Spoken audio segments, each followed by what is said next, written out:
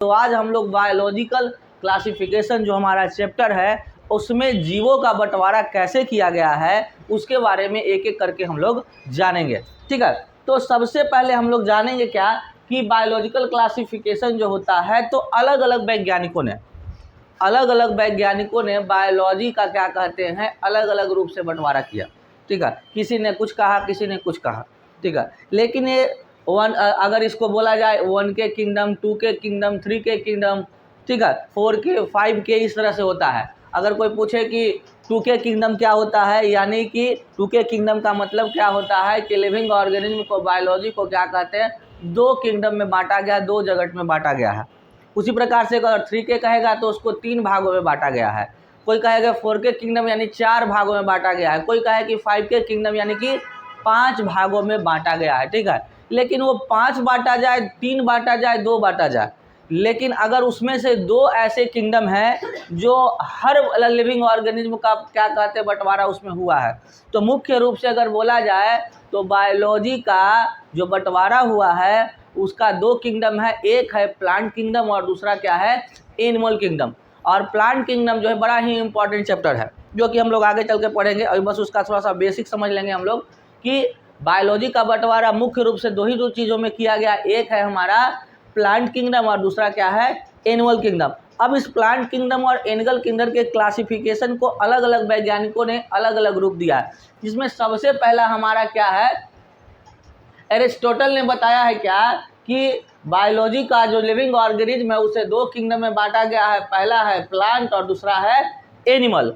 इसके अंदर क्या है, तो प्लांट्स के अंदर 3 भागों को बांटा गया है, एक हर्ब है, एक सर्ब है और एक ट्री है। ठीक है, तो हर्ब को किसके अंतर्गत रखा गया है, जैसी मैदानी घासों को देखते होगे तो वो होता है तुम्हारा हर्ब्स हो गया। सर्ब्स क्या हो गया, जो थोड़ा बहुत हाइट का है। ठीक है, जैसे कि गांव वगैरह में क्या होता है, इतना बड़ा पौधा वगैरह जैसे फूल वगैरह देखते होगे तो वो सब क्या हो जाएगा, सर्ब्स के अंतर्गत आ जाएगा। और क्या कहते हैं, ट्री कौन आ जाएगा, तो बड़ा आम का पेड़, तार का पेड़, ये सब देखते हो ना, तो वो सब किसके अंतर्गत आ जाएगा, तो ट्री के अंदर। यानी कि एरिस्टोटल ने बायोलॉजिकल क्लासिफिकेशन 2 भागों में किया है, पहला प्लांट किंगडम और दूसरा एनिमल किंगडम। प्लांट किंगडम को भी क्या कहते हैं, 3 कैटेगराइज किया, पहला हर्ब, दूसरा सर्ब और तीसरा ट्री। ये 3 भागों में उसका क्या कहते हैं कैटेगराइजेशन किया। सबसे नीचे है उसे हम लोग क्या कहेंगे, हर्ब कहेंगे, उससे थोड़ा ऊपर है तो सर्ब कहेंगे, और सबसे ऊपर ऊंचा वाला है जो जिसको हम लोग ट्री कहते हैं वो क्या हो जाएगा, ट्री के अंतर्गत आएगा। ठीक है, ये होता है। अब उसके बाद आता है एनिमल किंगडम को भी क्या किया गया है, 2 भागों में बांटा गया है। सिंपल सा बात बोला गया है, विथ आरबीसी और विदाउट आरबीसी। आरबीसी क्या होता है, आरबीसी सिंपल भाषा में अगर बोला जाए, आरबीसी हम रेड ब्लड सेल, सिंपल सा बात, बिल्कुल सही कि रेड ब्लड सेल। तो हमारे शरीर के अंदर, इंसानों के अंदर क्या है, लाल खून है, काटेंगे तो भनाक से लाल बह जाएगा।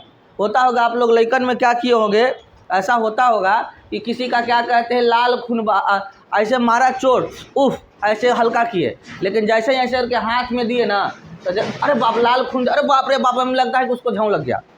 क्या है कि उसको लगा कि अभी तो चोटें लगा है, लेकिन जब खून बहात रहा कि अरे बारी चोट लगता है कि अब ना बचेंगे, और वो बच्चा छटपटाने लगता है। ठीक है, तो वैसे लिविंग ऑर्गेनिज्म, वैसे क्या कहते हैं एनिमल किंगडम के, जिसके अंदर लाल खून पाया जाता है उसे क्या कहते हैं, उसको भी एनिमल्स के अंतर्गत रखते हैं, और जिसके अंदर लाल खून नहीं पाया जाता उसको भी एनिमल्स के अंतर्गत रखते हैं। तो जिसमें लाल खून पाया जाता है उसे विथ आरबीसी, जिसे हम लोग एनीमिया कहते हैं, और क्या कहते हैं विदाउट आरबीसी, इसे क्या कहते हैं एनीमिया कहते हैं। ई और ए का अंतर है, अगर जिसके अंदर रेड ब्लड पाया जाएगा तो उसे एनीमिया, और क्या कहते हैं जिसके अंदर रेड ब्लड नहीं होगा, डब्ल्यूबीसी सिर्फ होगा, तो उसे क्या कहेंगे एनीमिया। ठीक है, अब बोला गया है क्या कि अब कोई ऐसा जीव बताओ जिसके अंदर क्या कहते हैं लाल ब्लड पाया जाता है, ह्यूमंस। और भी कार्ड को बता दो, ये तो सब जान रहा है ह्यूमन, इतना सोचे की जरूरत, कुत्ता बिल्ली इतना सारा है, बस काटो फचाक से खून बहेगा। यहाँ से जाओ और फलसा ले जाओ, और जन्ने जिंदा कोई जीव जंतु ने मारो फटाक से, करने कटता है, करने जहाँ से खून तो कहना वो आरबीसी है, इसमें मतलब इसके अंतर्गत आता है। अब तेल चट्टा को कभी मारे हो,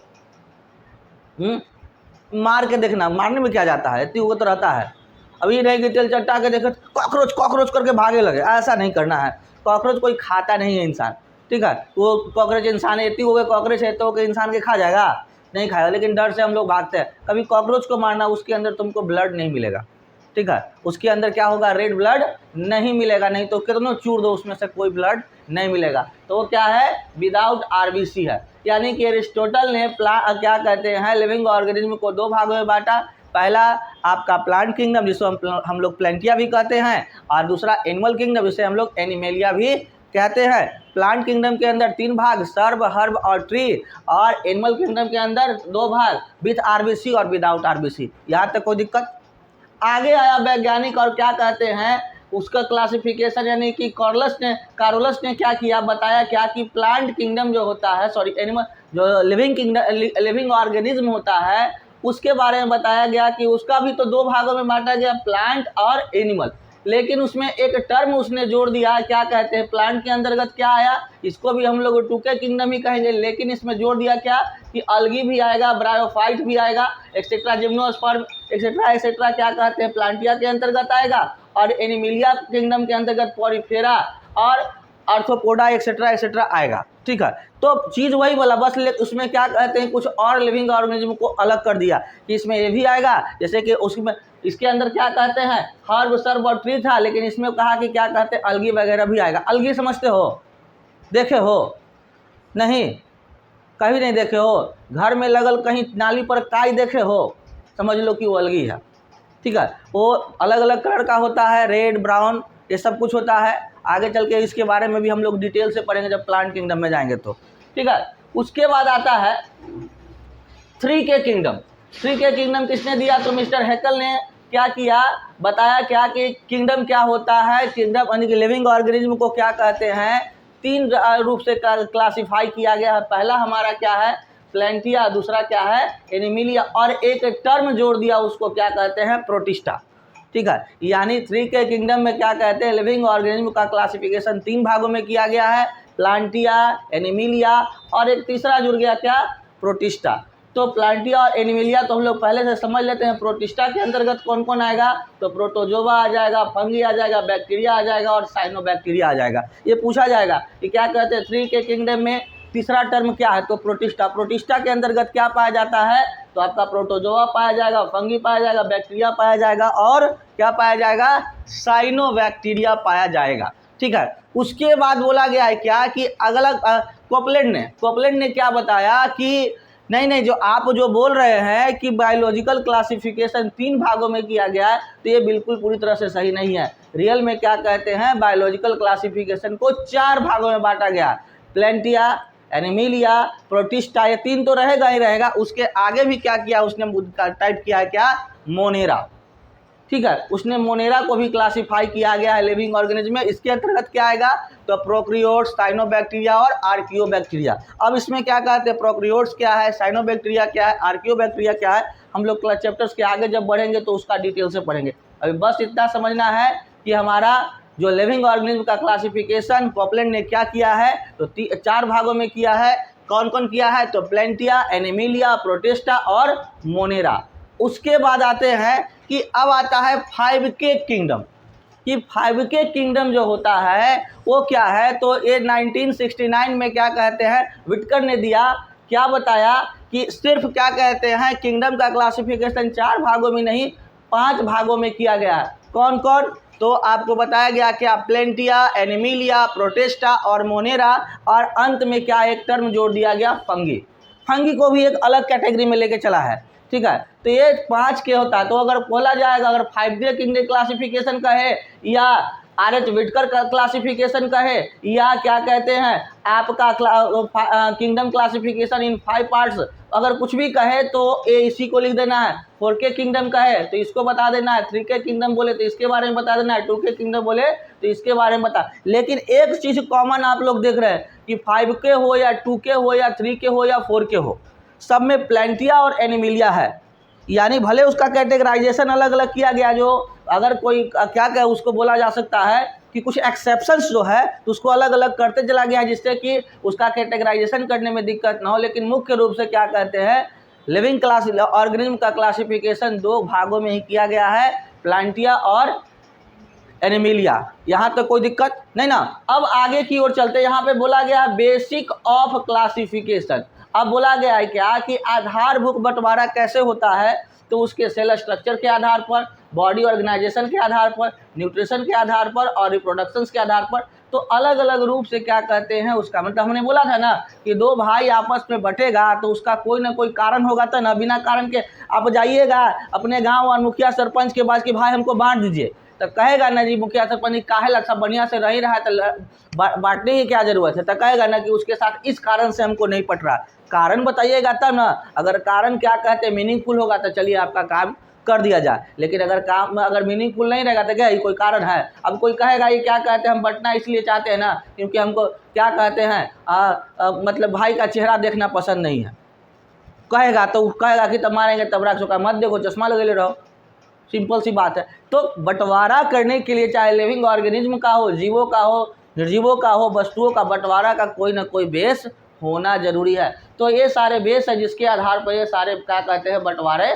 किए गए हैं। जैसे सेल स्ट्रक्चर के आधार पर हमारा क्या कहते हैं एरिस्टोटल ने बंटवारा किया है कि जिसका सेल होगा मतलब सेल मेम्ब्रेन होगा, एक क्या होगा सेल मेम्ब्रेन नहीं होगा, कोशिका भित्ति, मेम्ब्रेन मतलब कोशिका भित्ति। ठीक है, आगे चल के हम लोग देखेंगे।